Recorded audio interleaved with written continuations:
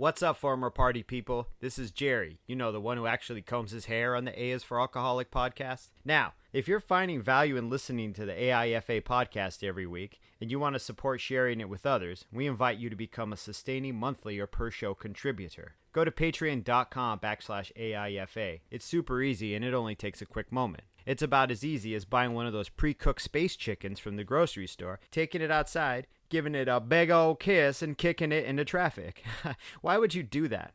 Anyway, you do you, and I'll do me.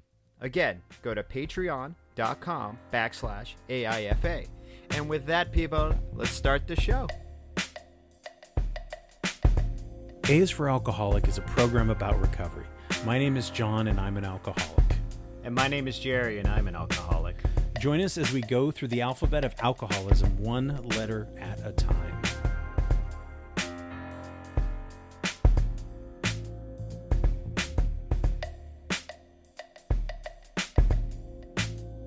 So, welcome back to the A's for Alcoholic podcast, where we discuss our crippling alcoholism with charm, wit, irreverence.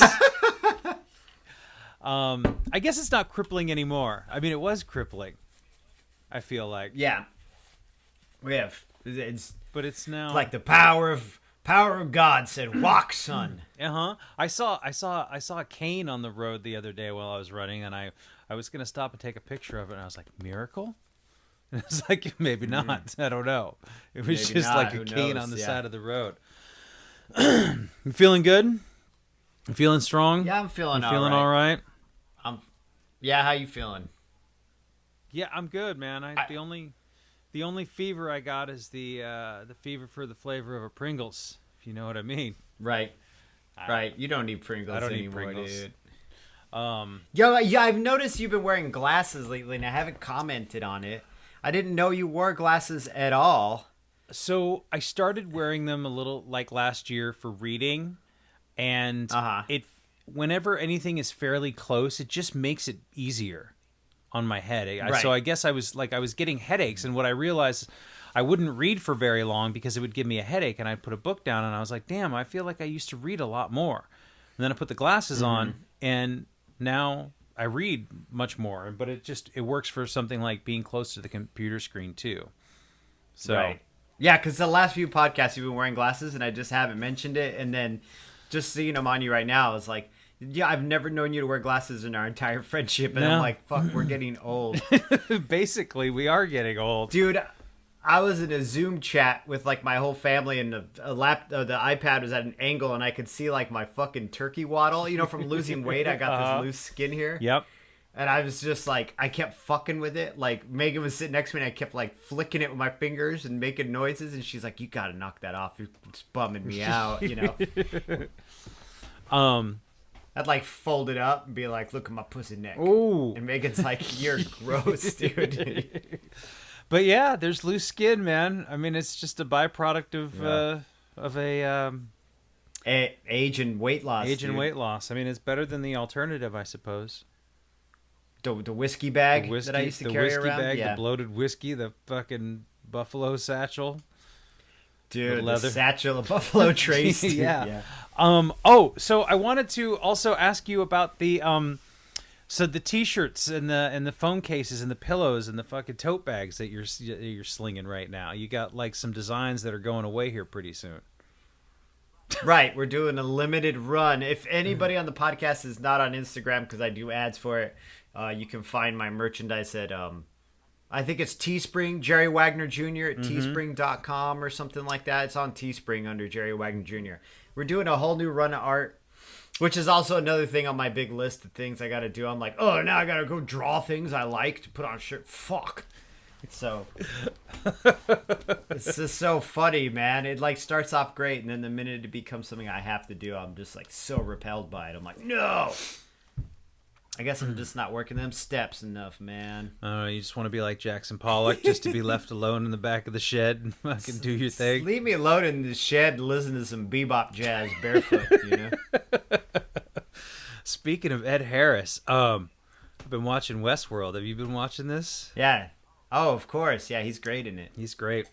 He's intense, man. You want to talk about fucking turkey neck. Yeah. That man's got a He doesn't give a fuck though. He's just yeah.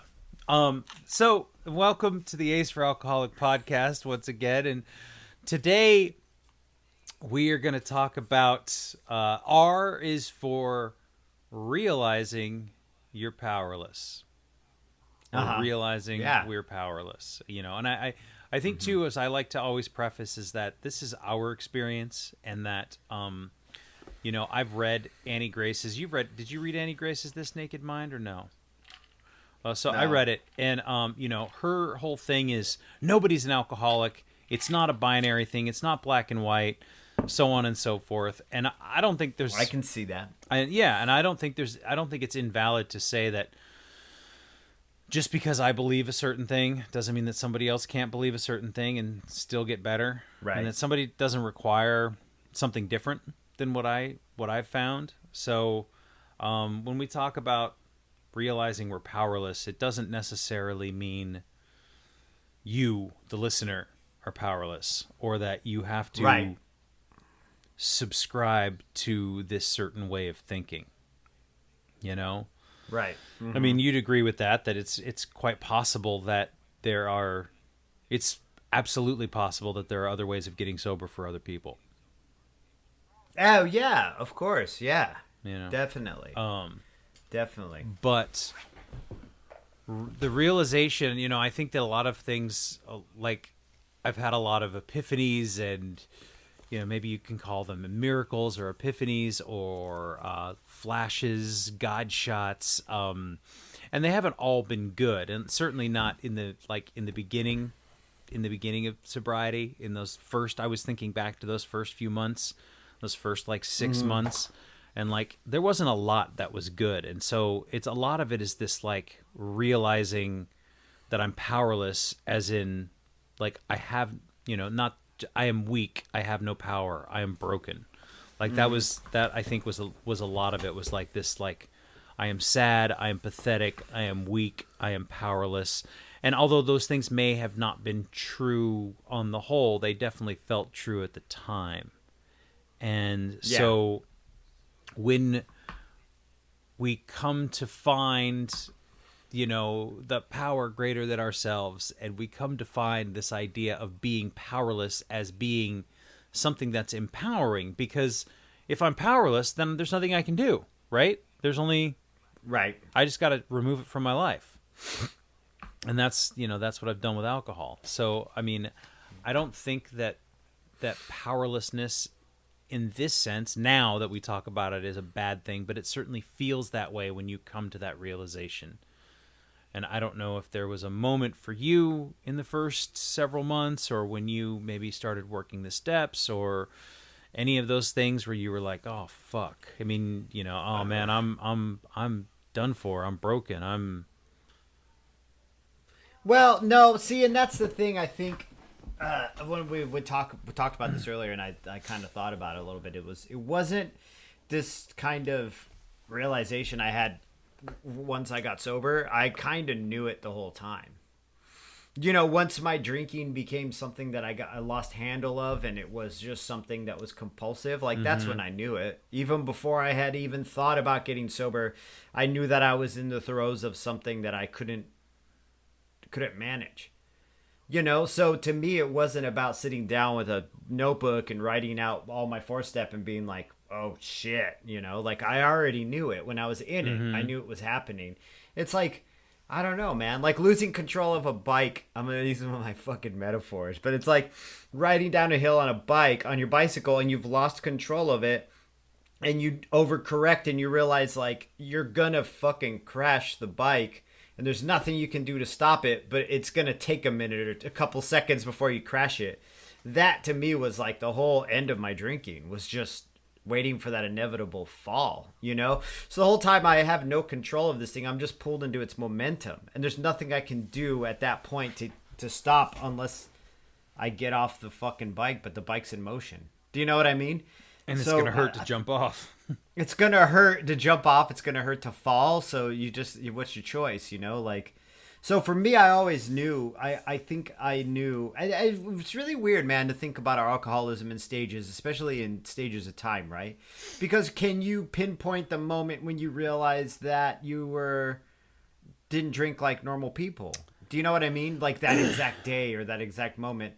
Because even then, it goes before the powerlessness thing. It's like, well, when did I realize I don't drink like normal people do? Because everybody else around me who's drinking drink just like me. So we're all normal people. Mm-hmm. That's the huge part. That's the power of denial right there, and organizing your life to Right. fit your denial, right? You know, Right. like, oh well, oh this Right. is not normal. Well, it's fine. I'll find people who do it like me, so I'll make it normal. I will establish this. Right. Or just even, it's unconscious too. Like I just gravitated towards people who did things like me because we could all do them together. And if I needed to get alcohol and I had no money, they would buy me alcohol. And if they needed alcohol and had no money, I'd buy them alcohol. Like just we all had a common interest. And that common interest was getting super fucked up, you know, and laughing about it and joking about it and thinking we were counterculture when we were just a bunch of drunks who happened to be book smart or pop culture smart or whatever it was. And I don't want to discount those times because I know if Coda's at home listening, he's like, these fucking assholes are at it again. You know, he's out there. There were good grilling the times, steak. yeah. We had a blast, but I don't know. Like when I even pinpointed, oh, I'm not like normal folks, because to me, I didn't want to even be fucking with normal folks. Normal folks were boring. Right.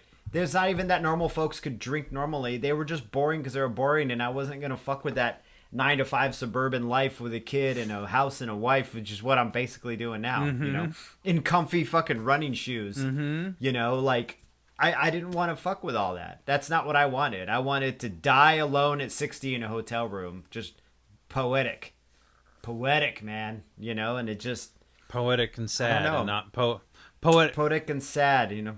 like a Bukowski poem, not like a Mary Oliver poem. Exactly. Right, exactly. Which is makes me wonder if I should put all my shit up on eBay too, you know, Well, but so, you know, when is it out of control? And when you're out of control, then are you powerless then at that point? You know, there's a lot of shit around powerlessness. It's a weird topic and I love it because it's got a lot of layers. well, I think because of my progression, when it came time, it was very easy. It was very apparent. There was no problem to say I was powerless. There was no... I did not think for once that like, oh, I can handle this, or I'm fine. Like once it came to the point of like, boom, you're done. I was like, I'm fucking done. Like there's no figuring this out anymore. I've done it every single way I know how, and it hasn't worked. Every single way. I have tried every single liquor. I've drank from every single bottle. I've tried every single remedy. I've done everything in my humanly power. I'm powerless over alcohol. It fucks me up in a way that I cannot recover from if I drink it. Period. End of story. The end. You know, that's the end of my story, I should say. You know, Right. Because I do know people who believe like, yeah, man, you just have to, you know, you just gotta take it easy, and you gotta, you know, get a handle on yourself, and you just gotta change your behaviors, and like you'll be fine, and you can kind of sip some wine, and you know, our governor Gavin Newsom, I was reading about him, and he had issues with alcohol, and I don't know exactly all his specifics, but he's like, yeah, I have a glass of wine once now and again, and like he didn't go through any real program or anything like that, or. You know, and I'm like, huh, that's interesting. So, like, what kind of problem did he have? Like, I don't know. So it's just when I hear stories like that, and that one just came up because he's been in the news. But, but I'm like, huh. So maybe he wasn't, quote unquote, an alcoholic like me, but that's just my own assessment. And we all have to make our own assessments. And so I just can't imagine, like, I think about it now, we're talking about it, I'm like, what if I just had a drink? And I immediately go, it would hit my lips, and it would hit my brain, and it would hit my face, and all the blood would rush, and I would probably, because it's been so long, fucking panic, and be like, I need to get away from this as soon as possible. I would recoil from the fire, right, from the stove. Mm-hmm. I wouldn't, because if I stayed too close to it, I would be like, and then I would be totally fucked. You know, so I Yeah. have no problem being powerless over alcohol. And because I also think that like we find other things that empower us. I've found other things that have empowered me. You know, I'm gonna say it, and I say it all the time, but running is something where it's like I can just go out and run 4 miles and no big deal, and do that. You did that before breakfast this morning, didn't you? No, I lifted weights. I ran yesterday, but it is funny that we were both talking. And I was like, man, I had such a shitty run. I did 4 miles though, and then you just started laughing. Right? And I was like, right, because most folks I know don't. You know, that 4 miles to them, that's a motherfucker. You know, to some people, I don't want to say most people, but to some people, they're like, damn, that's the whole meal. That's not just the beginning of my day. You know. So I think that's an important thing for me, is that finding other things that empower me, because I am so powerless in this one particular aspect of life over this one particular substance. Regardless, it doesn't matter if it's chemical, neurological, spiritual, physical. If it's any one of those things or all of the above, it doesn't matter. I can't deal with it. But finding other things that fulfill those needs, I think we've talked about this before. It's like this empty hole, and you have to fill it with something. Right. So you can fill it with whatever. I mean, you ultimately, I don't want to fill it with money and food and sex, and you know what I mean? Like anything that's just going to help, that's going to exacerbate the behaviors that were revolving around alcohol. But I am fully able to admit that I'm powerless, and that I just have to move away from it. That there's never going to be a way for me to drink normally or abnormally, or, you know, like what the fuck would I do with that? What would it even serve me at this point? Right. Catch a little buzz? Right. Like, and then what do you do with that little buzz? Do you know what I mean? Like, yeah. I don't get it. I mean, I do get it. I actually absolutely get it, like why people drink. Like, I understand it because I drank, but like now it's just not even part of my reality. And I feel like a lot of people get fucked up in the idea of powerless in the sense that it means they're a weak person, or that they don't have the inner fortitude to deal with life. I've had lots of people tell me, well, I don't get I've had a handful of people tell me, I don't get the AA shit. I couldn't fuck with AA because they tell you you're powerless and I have power. And I'm like, man, you don't get it, because you don't have power. You may have power over dominion over some aspects of your life, but life in general, you have no control of life. You have no control of fucking cancer. You have no control of these giant forces that will just pull you along with it. There's no control there. So maybe realizing that there are aspects of your life that you are absolutely not in the driver's seat is good for you. It's a check. It's a check to the ego. At least to me. Right. You know, it was a check to my ego. So when people are like, oh, you have fabulous willpower. I'm like, no, because willpower means that I'm sitting here fighting my own will. Do you know what I mean? Like, I'm fighting the urge constantly, and I need this strength and willpower to shiver my way through it. And I'm just like, no, it's not willpower anymore. It's just my reality. This is just how it is now, and I'm fucking totally cool with it. I like it. It is funny though, because we were driving back from getting our groceries or whatever yesterday, you know, getting them put in the car. And my wife had a bottle of vodka she bought for her birthday on March 22nd. Okay. And the day before yesterday, I pulled the bottle out to get these little popsicles that were under it, because she puts this Monopolova in the freezer, you know. And she had about, I would say, a quarter of the bottle left. So she has drank 3/4 of a bottle since March 22nd. In a time of a quarantine, which has been, what, fucking 3 weeks or something? Almost a month, close to a month. Give or take. Right. And when I saw that tiny bit, that quarter of a bottle in the bottom, there was this feeling inside of me that was not like, I want to drink this. The feeling was this brief panic of, oh shit, there's not enough left. It was really fucking weird, man. I saw the liquor solution in the bottle, and I moved it to get these popsicles, and my brain immediately thought, I got to get to the liquor store to get more. There's not enough left. There's not enough. So to me, it wasn't like this appealing, sexy thing. It was this thing of desperation. Like, fuck, there's never enough. That's always alcoholism to me. There's never enough. God damn it. You can put me in the ocean and there will not be enough. I'll die probably before then. Do you know what I'm saying? Yeah. So to be able to understand that that's my powerlessness is that my brain just does that as a reaction. It's like a reflex, like getting hit in the knee with a mallet. Yeah. You know, it just kicks up. There's never enough. There's not enough. Even at half a bottle, I'd be like, there's not enough. Yeah. Not enough. Well, yeah. It's you're right. It is a reaction. It is a reflex, and I like those things are quick, good though. to have. Those things are important to have, not just as alcoholics against alcohol, but there's a reason why we don't run in the street, and there's a reason why we learn these things. That like, what is the safest way for me to navigate the world? Why don't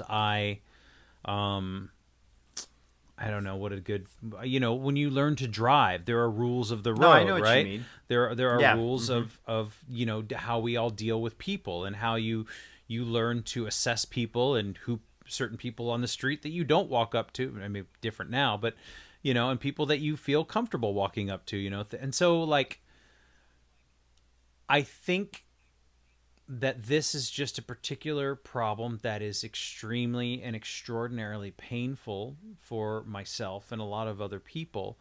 And I unfortunately or fortunately had to learn it, in my late 30s as opposed to at a younger age.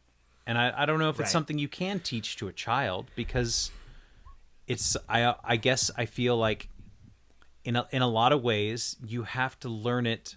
Like, I had to learn it for myself. And I don't know if there's anything that I can share about my painful experience to tell somebody else, hey, maybe you don't have to go out and learn it as hard for yourself.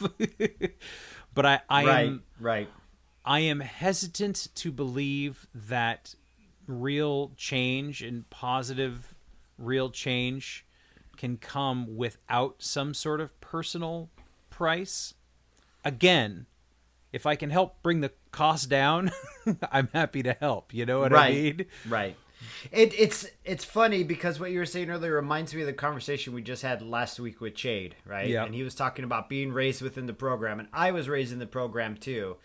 And him saying, having this idea of alcohol being this venomous thing, where I ran the opposite, even though, my parents were in recovery. They did it later on in my life. I was like a teenager at that point, and everybody around me drank. But he had said the really similar thing as what you had said, was he had to learn it for himself. Do you know what I mean? Like, you can be raised within the program. You can be raised with sober parents, but you'll never know how flammable you are until you apply a flame. Do you know what I'm saying? Like, and that's what you're saying right now reminds me of that a lot, that conversation we had with him, because he, listening to his story, and if I think it's not on the Patreon, right? It's just, is it out? It's out in the world now.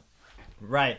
So I was going to say you should check it out, because he has a really interesting story, but how quickly it happened with him. Do you know what I'm saying? Like, where it just got out of reins really quick, and some of us slow burn, some of us burn real fast and real bright, like I always felt like you and I were like road flares. We just kind of dim enough, bright enough that you don't hit the car, but dim enough that we're like, okay, and just burn for quite a while, but, that being said, you don't really learn it with this thing. I think for us, we didn't learn it until we did it, Some people, like my sister Faith, doesn't drink at all. And she has no problem with alcohol. She doesn't like the way it makes her feel. And I think she's aware of her potential. You know what I mean? Just her potential in the sense that this potentially could happen. Like her behavior around it potentially could be exacerbated by her genetics or whatever it is in us. It tends to pass its way down families, But I look at her and she's fine. She's fine. I don't drink, Jerry. I don't smoke pot. I don't drink. I don't smoke cigarettes. I just fucking hang out and I'm fine. And to me, that was like so weird. It was the weirdest thing in the world. To like, you don't even have a problem and you don't drink. I was like, if I didn't have a problem, I'd be drunk all the time. Bam. Thank you. Right? That's the problem. I love that joke. It's funny for the delay. I'm like, did that one land? But But that's the problem. This is the thing we need to figure out for ourselves. And powerlessness is not a bad thing. It's not defeat. It's not giving up. It's not throwing your hands up and being like, I can't fucking do it. It's like being like, oh shit, I can't fucking do this. And realizing you can't do it this way. So there's got to be another way to do it. Mm-hmm. You know? Yeah, this is more than one way to skin a cat, man. Uh-huh. And it's... You know? That's... Yeah. And so I guess powerlessness and then surrender. And so this is another one. Right. This is connected. Otherwise, I would say we would just do surrender next week. But I don't know. It's just right. Well, I mean, it's all interconnected, and I feel like it really is that a lot of these conversations bleed into each other. So whatever. But giving yourself up to a power greater than yourself, powerlessness. I'm hesitant to tell people that it's important to. I don't want to say these are limitations. I don't want to say that I'm knowing my place in the world, but understanding my true insignificance in the universe is kind of liberating and freeing in a way. Or like, okay, well, fuck yeah. Like, okay, yeah. Like I'm just a little speck of dust in this giant thing, and it's like, so let's relax and let's have a good time and let's enjoy whatever this life that's happening here. Let's try to enjoy this even under the worst of circumstances. And right, the powerlessness thing, it doesn't just go for alcohol. I'll give you a little story about something that happened to me this morning.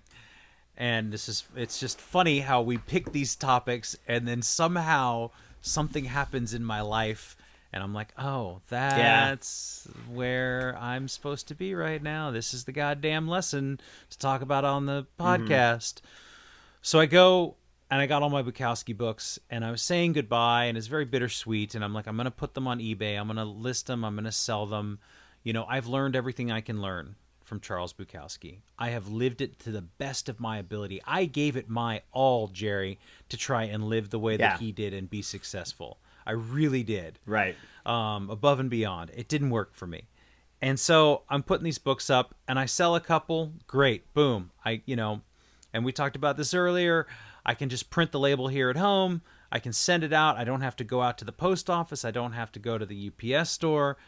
All of the above. Everything's great. Got it. So the printer doesn't work. And I'm like, but I just sold a book and I need to be able to do this. And, shit. Now I'm like... I didn't know you'd sold the book. Yeah, so I got to get the printer to print because what's the most important thing? My rating on eBay, right? That's pretty important. Right. So I'm just... And I find when these things don't work, I'm not like super zen about it. I mean, they're excruciatingly frustrating when the printer won't connect to the laptop, that won't connect to the Wi-Fi, Bluetooth, whatever. And I'm like, why the fuck? And now, next thing I know, I'm on some rabbit hole hunt through Google about how to figure out which printer and what this and this doesn't work. And then I'm like in some sort of weird email loop about like the iCloud Canon printer something or other, and I'm like, they're like, well, you've already registered, and I'm like, what do you mean? Well, I'll just give you another email. I just got to get through this. And I don't really know what I'm doing in my system's preferences, and I'm restarting this and I'm deleting that, and it's just like, okay, none of this is working, John. You don't know how to do this. Just go step outside in the sun. And I was like, that's what I'll do. And I just left it and I went outside and I just breathed in the sun and I was like, this is beyond my capabilities. And that's true of everything, right? I mean, that's not true of everything, but that's how we learn. Yeah. It's beyond my capabilities. Thank you. I'm glad you looped back to that because the minute you said that, it made me smile because I was like, that's fucking powerlessness. Mm-hmm. That's admitting you were powerless. This is beyond my capabilities, right? Mm-hmm. Yeah, absolutely. And I understand that excruciating frustration because I have it like daily and I have to do what you do. Or if I don't, I drive everybody in the house crazy. My daughter just ignores me because she's 10 and her reality is like Dad's ranting over here shirtless, or whatever. It's sober and shirtless, like ranting about the fucking light ring or whatever. My poor wife has to take the brunt of it sometimes, and I just because she's doing all the right. cinematography, right? For your yeah, exactly. Well, I do all the editing though. Okay. I've been figuring it out. It's been a lot of fun, but that part's been a lot of fun. But yeah, just I'm not capable of this. Mm-hmm. Is that what you said? Yeah, I'm not capable. I love it because it's just I'm stealing that from you. Yes, because that's a switch of language. Instead of saying I can't do this or I'm not smart enough to do this, It's beyond. or I'm being ripped up. This is beyond. You're just like this is beyond my. I can't. I'm not capable of doing this. Right. Even right now is a great way to add another addition to it. Right now. Right now. And then if you can't, yeah. And then maybe later on you still can't. You're like, all right, cool. It's not like when my car breaks down, I fucking fix it. I don't know how to do that shit. Like I have a lawnmower, a really nice one. It hasn't worked for years because I don't know how to fix it. I haven't taken it in either though because every time it occurs to me it's lawnmower season and the guy's like slammed. But that's a weird digression. But yeah. It's just like things being unmanageable. When I first went into the rooms and they said, use the word unmanageable, my drinking had become unmanageable. It seemed to make me feel better. Like I felt like, oh yeah, I can't manage this. That's it. I just can't manage this right now. It's not like, I don't know, man. Like it's not like this world-ending fucking I'm such a piece of shit, that I can't drink like a normal person. It was just like, yeah, I just can't manage this. I'm still kind of a piece of shit for other reasons, but not for the drinking, I mean, not now. Now I'm great. Well, I'm like a goddamn Buddhist monk in this house. Yeah, it's not a moral judgment. That's the important thing. No, not at all. I was making a moral judgment on myself for not having the quote-unquote strength to be able to drink like a normal person, and then realizing later that it was just the thing that I was just not capable of managing, It's a great. I just appreciate the lesson. Thank you. No, I just learned some shit on this fucking podcast. And so, it is a little bit. Alcohol is different for me in that figuring out how to hook up my printer to the laptop is currently beyond my capabilities. But I can and will figure it out, or with the help of the good people at Canon, printing solutions or whatever.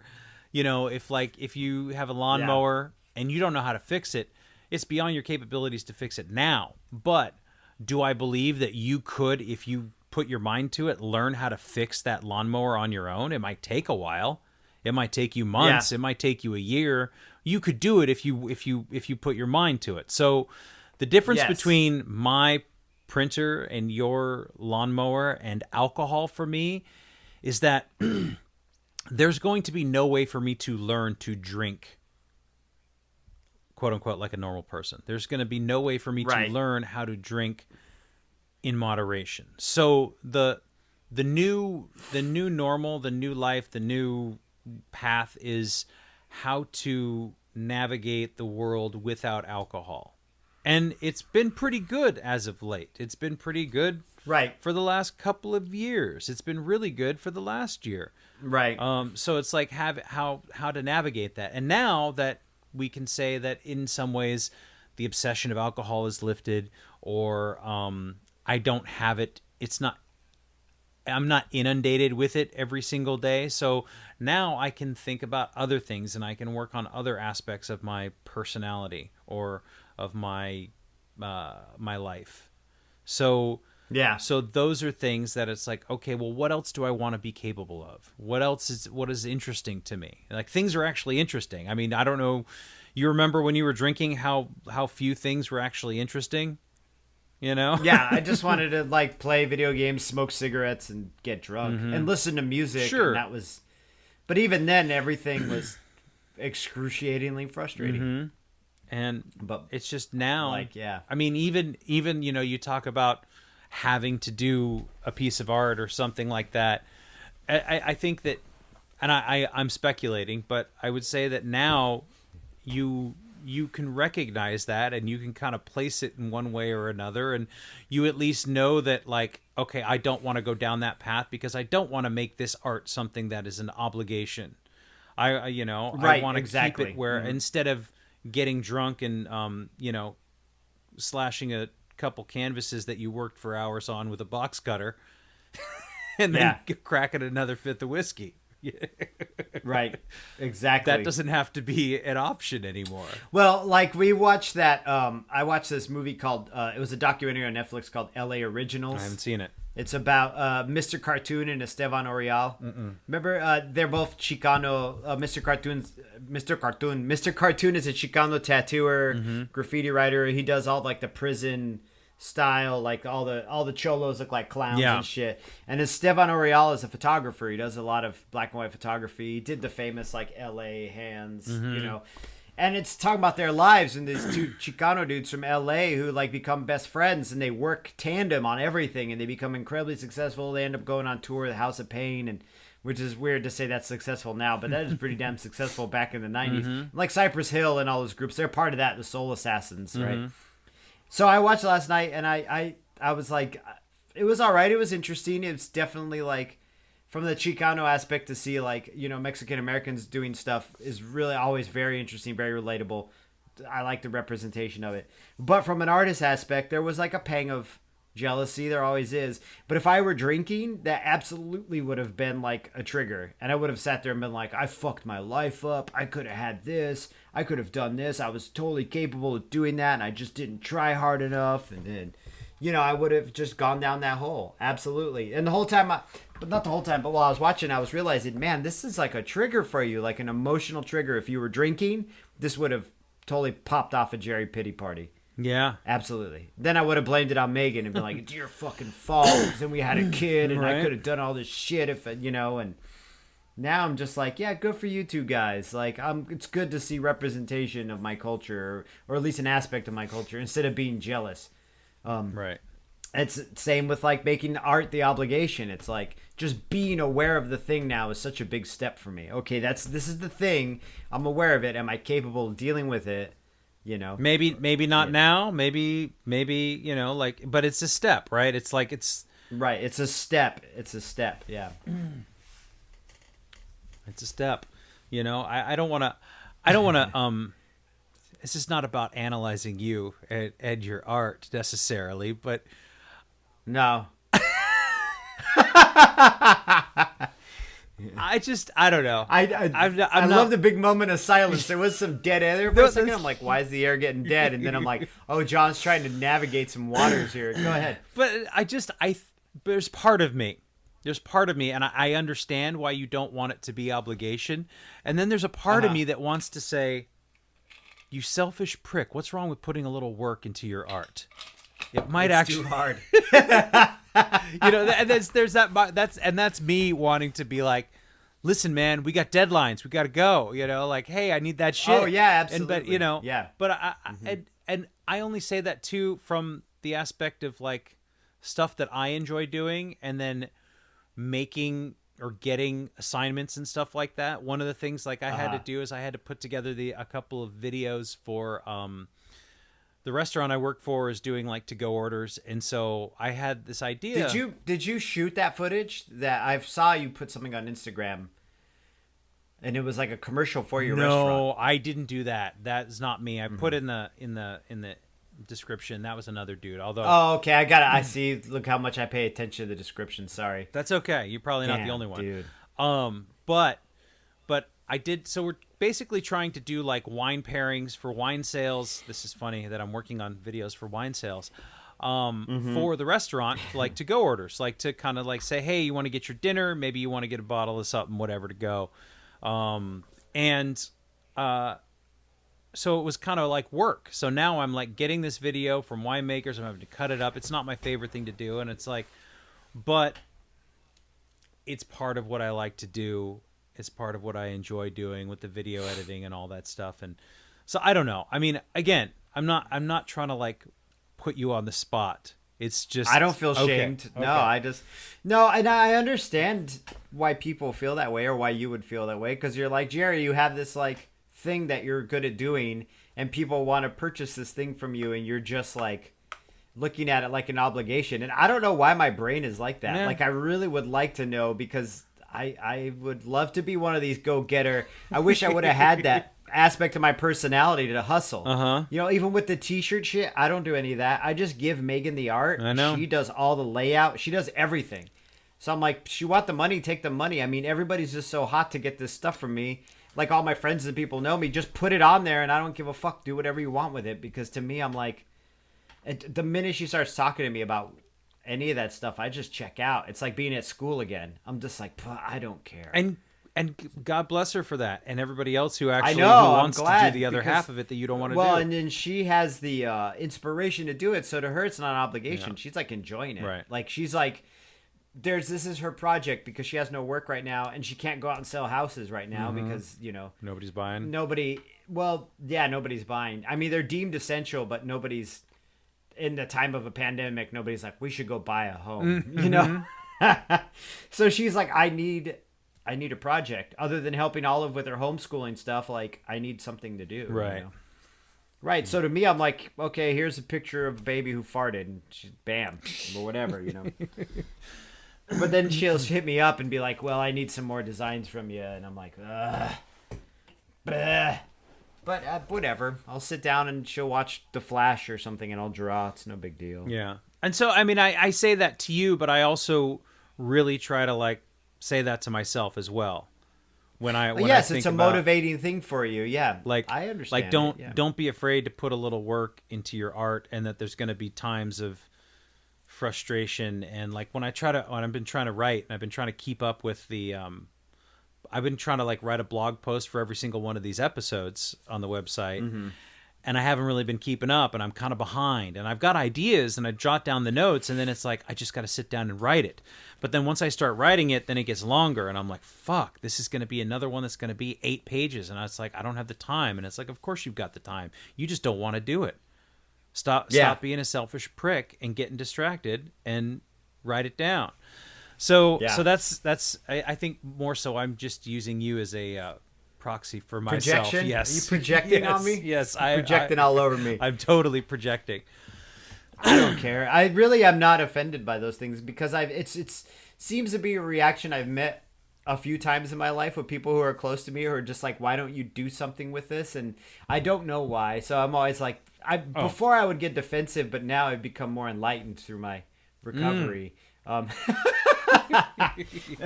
It just doesn't bug me as much now because it doesn't bug me at all because I'm like, I honestly can just say, I don't know why I have issues with that. But the drinking was a great excuse though back in the day. It was like, I just want to get fucked up, fucking party, dude. Just want down the lazy river, man. What the fuck you want from me, man? Yeah, I hear you there. That was my number one excuse. It was like, sorry, I got drunk, or buck it up, and I was too fucked up. What you gonna do? Yeah. What you gonna do? Just get another drink. I mean, that was one of my things was to sit down and write and drink and write. And I thought, well, I'm gonna get a hangover, but I'm gonna have something good at the end of it. And I rarely ever had something good. I think maybe I had like all the 2 sheets good were like. things. Right. It was like the sheets in The Shining. It was like all work and no play, just over and over again. And not to make fun of you. Sure.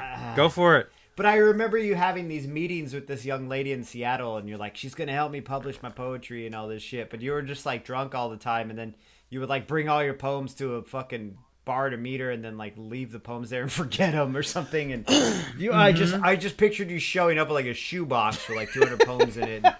Cigarette burns in it. They're just leaving the shoebox on the table and forgetting it. See, I was trying to fucking be Bukowski. Like I thought that there was some gold in there. And this was just some like 28-year-old girl. It was like a an English student at the saw me read one time or something at UW. Yeah. Mm-hmm. So she's just like, who is this drunk person?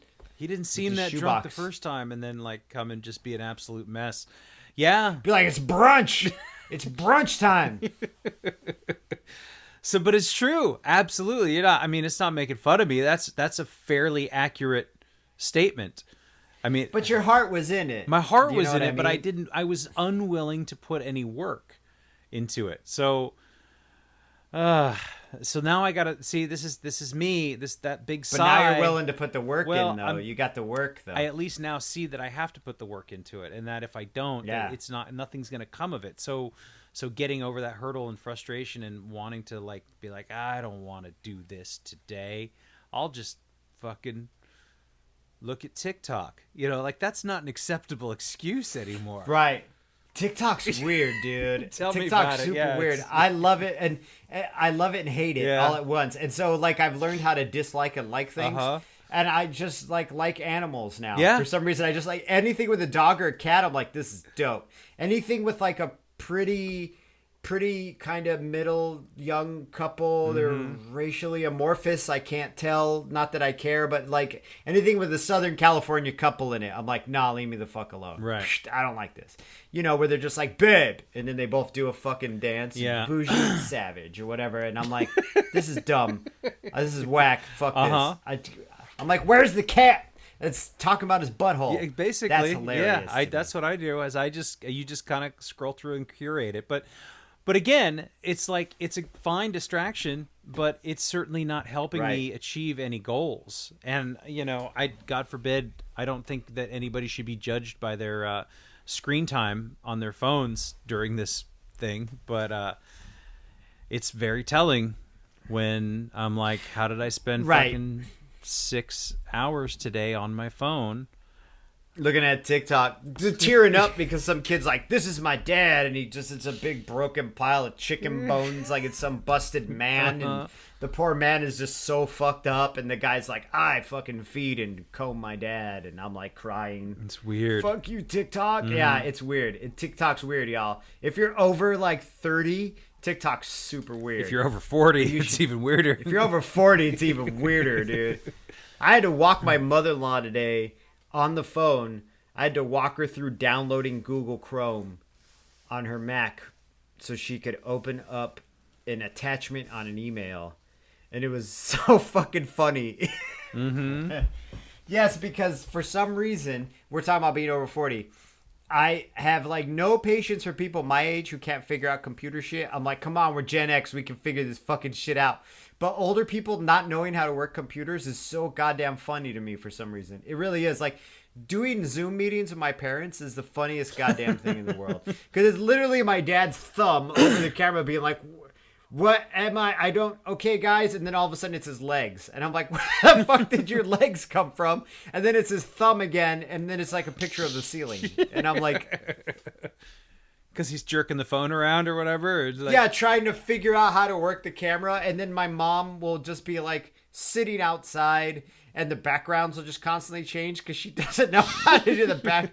So it'd be like Mount Everest and then Golden Gate Bridge. Tibet. Yeah, exactly. And she's just like, what's going on? And then like they sit outside in Arizona and the birds are so loud, the birds just overtake the whole conversation. You need to and go then it's my somewhere dad's quiet. thumb again.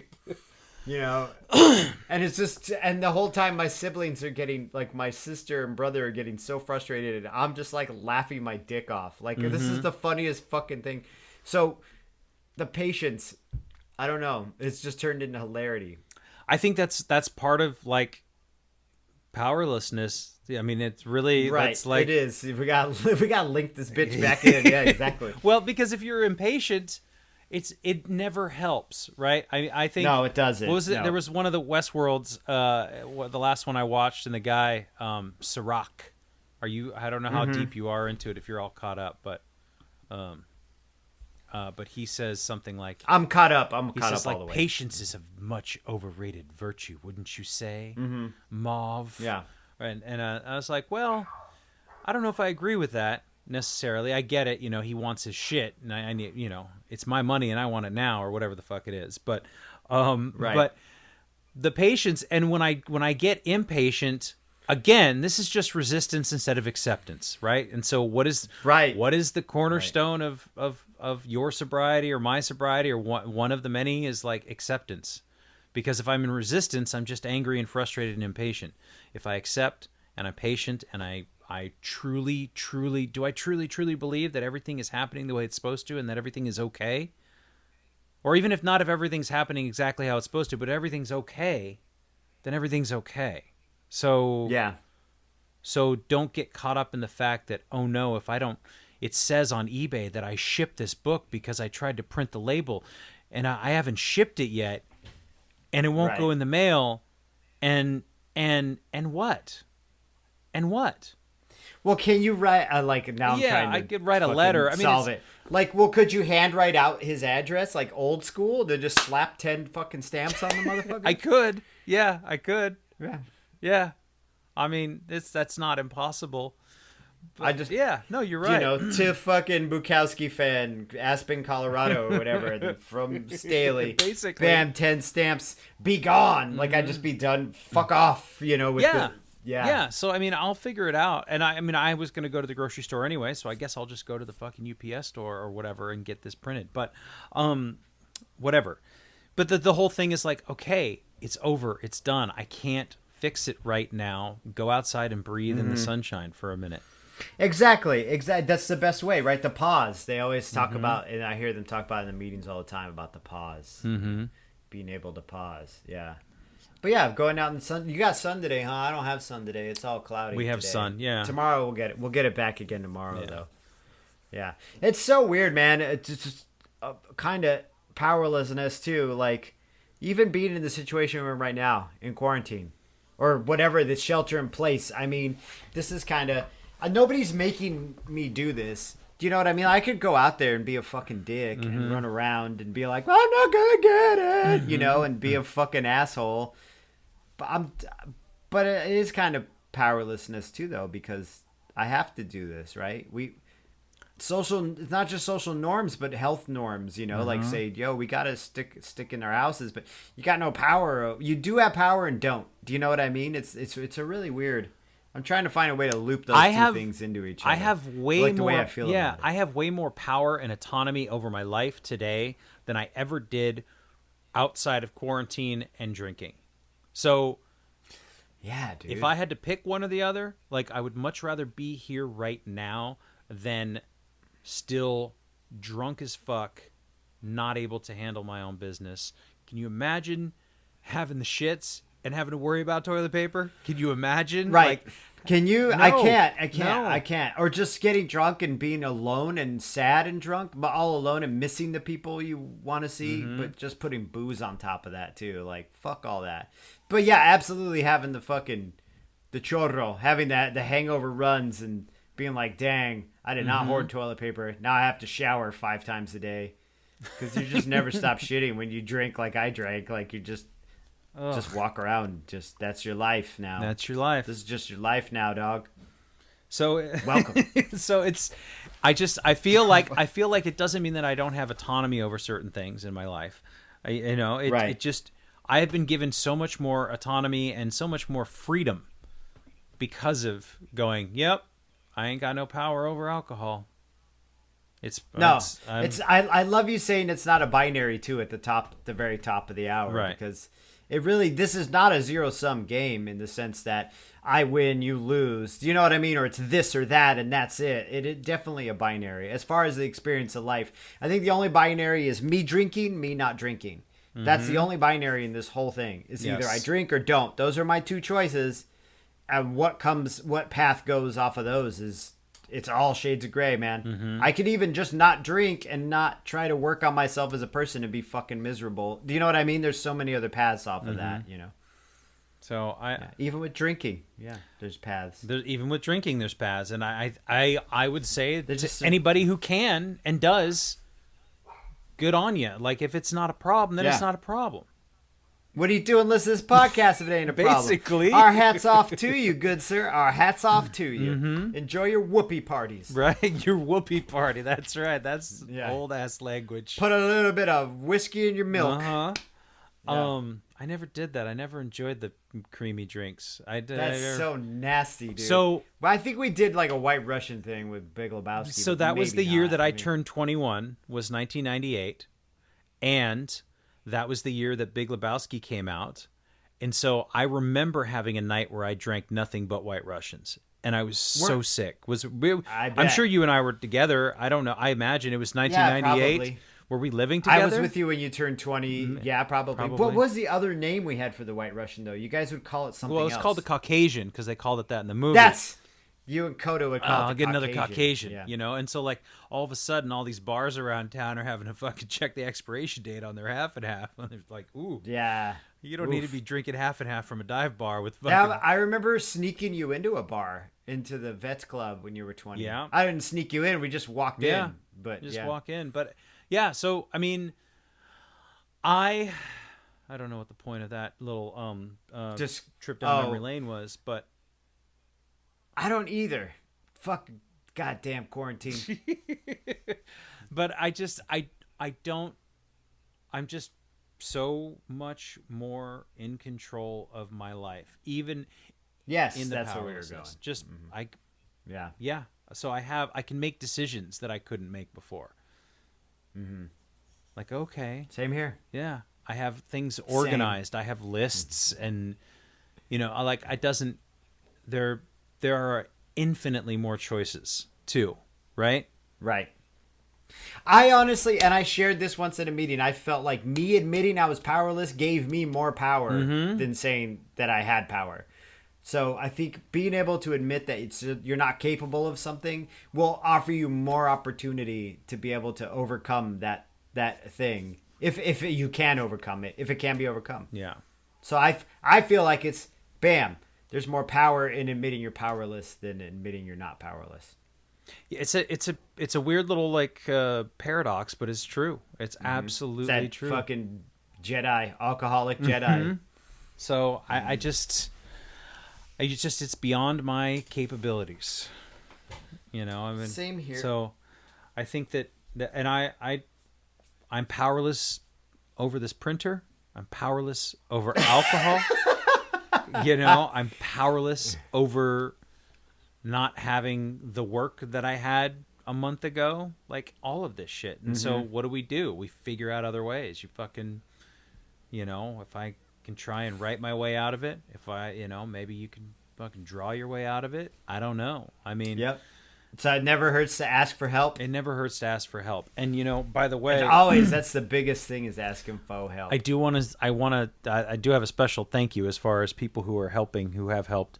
And one of our listeners, her name is Devin, and she reached out after listening to the last podcast, and I was talking about the book that you and I had been working on, that I had been working on for fucking 2+ years now. And I sent her some sample things, and she has some experience with publication and stuff like that, and she gave me some awesome notes, and so which is great. But what do notes mean? They mean more work, John. So you got to go back in there, and so now I'm kind of like digging around in this stuff again, and like, okay, redo this and redo that, and let's add this, and like, okay, so you know, stuff like the stuff that I don't want to do, the more technical writing aspect of these things, like what is my mission statement? What is your goal with this? And so all these things that I'm like, oh, my brain hurts. I don't want to fucking do this. The obligation that goes with making the art successful is now at the forefront of my mind, where I'm not excited about. Are you all right there? Are you just playing with the fucking turkey neck? Yeah, I'm deep in thought thinking about what you're saying. But yeah, no, flipping the turkey neck around.